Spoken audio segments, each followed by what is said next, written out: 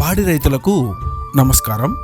మన తెలుగు రాష్ట్రాలలో చాలా మంది పాడి రైతులు మేకలను, పొట్టేళ్లను, ఆవులను, బర్రెలను బయటికి వదిలేసి మేపుకునేదానికి ఇష్టపడతారు, మేత కోసే బాధ లేకుండా. అలాంటి పాడి రైతులకు స్టైలో హమటా, మనం ఇప్పుడు చూస్తున్నది స్టైలో హమటా అనే మేత రకం. ఇది పప్పు జాతి. దీనిలో ప్రోటీను అన్ని అధికంగా ఉండి మేకలు గాని పొట్టేళ్లు గాని ఈజీగా బరువు పెరగడానికి, అదే విధంగా ఆవులు, బర్రెలు పాల శాతం పెరిగేదానికి మంచి రకమైన మేత. ఈ మేత ఎంత తిన్నా సైడ్ ఎఫెక్ట్స్ అనేవి రావు. దీనిలో ప్రోటీన్ పర్సంటేజ్ 32% ఉంటుంది, ఫైబర్ అధికంగా ఉంటుంది.